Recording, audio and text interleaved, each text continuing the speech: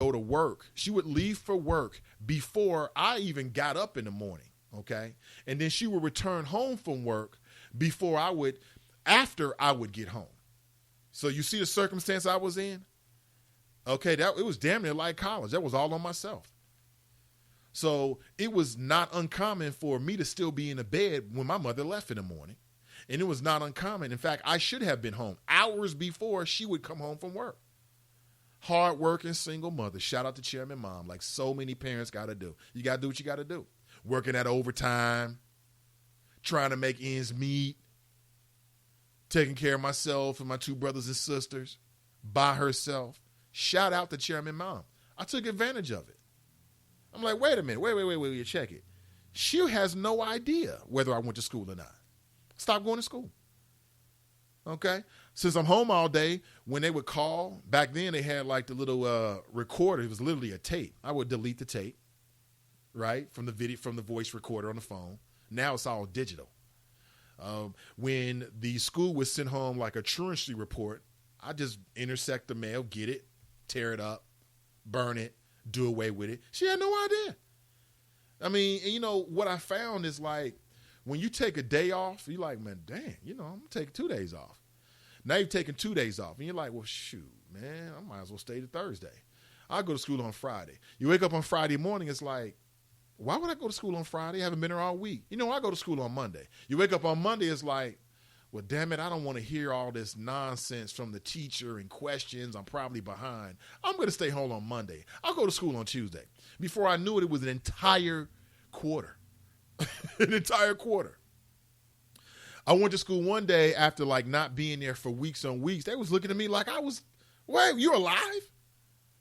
So now the fact that I was getting that kind of resistance in school, it made me want to stay home even more. I said, I'm staying home. When she found out, needless to say, she was very upset. By that time, I was too old and too big to get any kind of physical corporal punishment. Okay. But my mother found a program. It was called Peter H. Clark Academy. And the way it worked out is that the school was not too far from where my grandparents lived in Walnut Hills. From time to time, you've heard me say I grew up with my grandparents. That's part of the reason why. She sent me to live with them so I could finish high school. The thing about this program, it was a second chance program. Like all the dudes there, most of them were dope dealers, had some run-ins with the law and missed a lot of time from school. So they were looking for a program where they could still get a high school diploma and not a GED. And I think all of the young women in the school had children. Either had children or had some kind of run-in with the law and had missed school. Maybe they were in DYS, something like that. That's the school I graduated from and proud of it. And the thing that was so attractive about that particular high school is that it offered a high school. You got a high school diploma afterward. Prom, the whole 9 yards. I had a fabulous time. It was great. But I was able to get a high school diploma. So I understand the power of it. It was a milestone. Okay, as a matter of fact, I just came across it in some boxes the other day. I was cleaning some stuff out in the basement. The prom, graduation. Like I told you, Dr. Odell Owens, he actually delivered the keynote at my graduation. It was powerful. Still got photographs. Looking young and svelte. Okay? So I understand it. I mean, not being able to cross that stage. My mother was there. My father was there. My grandfather. I think my grandmother was still alive. Yeah, my grandmother was there. I mean, it was deep. I felt so proud. My brothers and sisters were there. It was a great moment. And so I do sympathize for those people who are not allowed to graduate. Maybe we should allow them. But see, if you change the rule and say, you can graduate, then you take away the incentive to make sure you pass the test, don't you? Don't you? Tonika writes, I actually overscored on my GED and became a tutor at Dayton Job Corps where I received my GED. Shout out to Job Corps. They helped a lot of people. I know people personally that they help. Kina writes, I must admit I'm doing better in college than in high school. I'm in graduate school. I have a 4.0 cumulative GPA, and I'm a licensed professional in 2 states. Congratulations. I mean, listen, that stuff that happened in high school is behind you once you get past it. If you find yourself in a situation, you got a young person who cannot get a high school diploma, you gotta build their self-esteem up. Baby girl, son, take this GED and just move forward. Because once you get your college degree, it's not going to matter whether you got a high school diploma or a GED. It won't matter anymore. Eric writes, Ghostface Loretta Lynch had my Gilligan of the week, but Nag and Zimmerman wins hands down. Gilligan of the week, absolutely on that one. I'm with you. Tonika writes, Tracy, it wasn't harder in my opinion, but heck, I took it almost 20 years ago. Joseph, good morning to you. He says, hey, Nate, so what do, and it got cut off there, Joseph.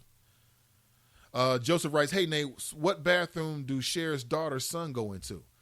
I think, again, I'm not sure about her son and daughter. I believe that one of her children, yeah. I'm starting to come back to me now. I'm not hip on my Cher right there, Joseph. You got me on that one. You're far more hip on the Cher news than I am. But I believe that, again, I don't know.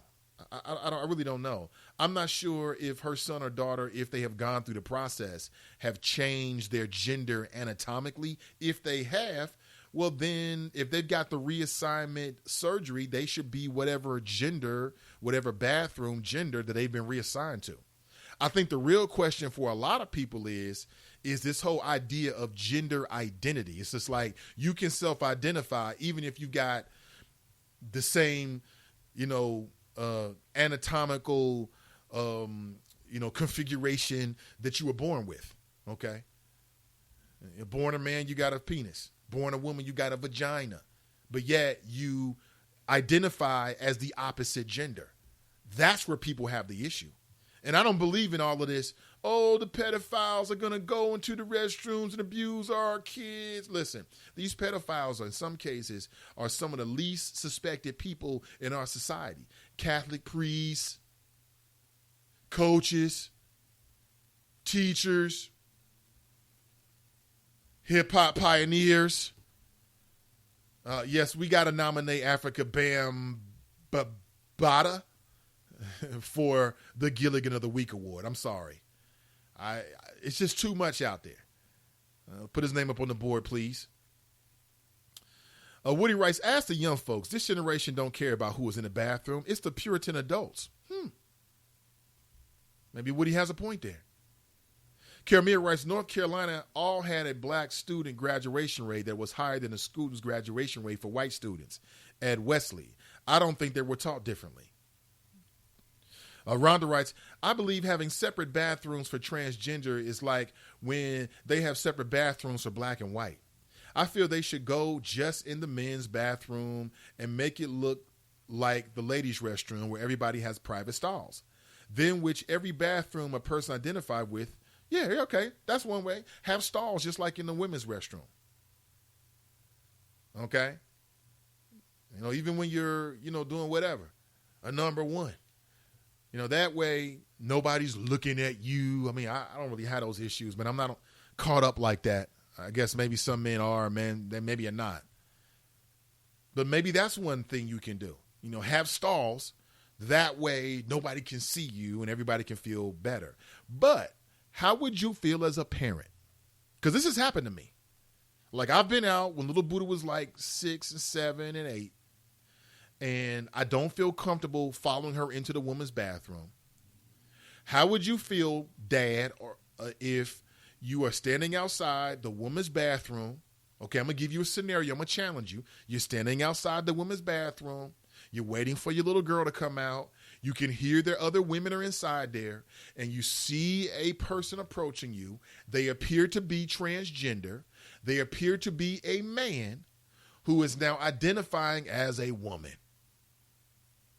And they walk right past you, hello, and they walk straight into the restroom where your daughter just walked into. You walking in there now? What do you do? If you feel some type of way, are you a bigot? Does that make you a bigot now? Because you feel some type of way about it? How do you feel about that? Straight up. See, these are the hard questions that we need to be answering and asked. We're going to ask them and answer them. Good morning, Deborah. She writes, Nate, did you hear students in one state will be armed with pepper spray to protect themselves if they have, to protect themselves from a transgender in the bathroom? Yes, I did, Deborah. You're still in my thunder. Absolutely. That's where we are now. That's where we are now. You got a superintendent who is now allowed the students to have pepper spray in the school because he's afraid that and a matter of fact, I saw the video. He's afraid in particular for young ladies that they may have to defend themselves against perverts. Now, I don't think it's an idea for students to have pepper spray, period. Not in the school. Pardon me, not in the school. It's too much of a liability. It really is. Instead of having a food fight, you're gonna have a pepper spray fight. Have you ever been sprayed with pepper spray? You feel like you're dying. You feel like you're blind. Okay? I got a little bit when I was younger, man, like in my teenage years, just want to hang out on Short Vine, and somebody called the police, and the police was trying to do some crowd control. And so what did they do? They sprayed the entire crowd. Like literally, I got out the whip, looking good, fresh new shoes, nice and white. I turn a corner and get a face full of pepper spray. Needless to say, I turned around and I'm not sure what I went. Maybe I went back home. I mean, that stuff it clings, is designed to be an irritant. You just can't scratch it out of your eyes. Well, this is happening in North Carolina. And this is because of the stance on trans-friendly school bathrooms. Chuck Hughes is his name. He's a board member. He has voted for students to be allowed to carry defensive sprays. Quote, perverts and pedophiles taking advantage of this law in bathrooms is his major concern. How would you feel about that? Should we now allow students to carry pepper spray to school? Is that where we are now? Roosevelt writes, so what about those kids or adults who are totally heterosexual, who decides he wants to go into a female bathroom for a peep show, or even, God forbid, a sexual assault, ? Wonder if this bathroom issue will spike sexual activity in schools. Uh-oh, he's going there. See, Roosevelt, that's exactly what people don't want people to say. That's what the trans community is saying is transphobic. Okay? I'm going to be straight up with you. Just because somebody is transgender does not mean that they are a pedophile. I've made that point many times before. It needs to be made again. If someone is so perverted, so caught up with whatever their sexual issue is, that they want to sneak into the ladies' room, they can already be doing it. They can do that now.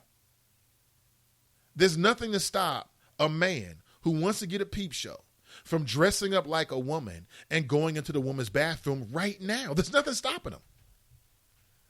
So that's why I say that line of thinking just has an Achilles heel in it. Okay, it's because just like weed smokers, people who smoke marijuana, they're not waiting for the law for it to be legalized. They're smoking weed right now. Somebody is smoking weed listening to me right now. Bro, Dad said, right? They're doing it right now. Same thing with perverts. Perverts are not waiting for the law to change so they can act on their sexual perversions. Okay? There is nothing stopping a man that wants to get a peep show from dressing up like a woman right now. There's nothing illegal about that. There's nothing wrong with that. So why would they have to wait for this law to act on their perversions? That's how I look at it. And again, sometimes it's hard I don't think you can judge a book by its cover. You know, on the outside, it's some of the most trustworthy, some of those folks who have been entrusted with the safekeeping of our children. Those are some of the biggest closet perverts out there.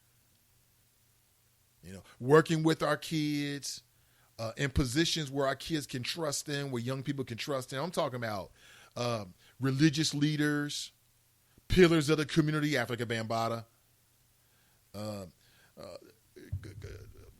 Bill Cosby was voted the greatest television dad back in the turn of the millennium as we went into 2000. Republican leadership back when he was a wrestling coach. You know what I'm talking about? people in college campuses, Penn State,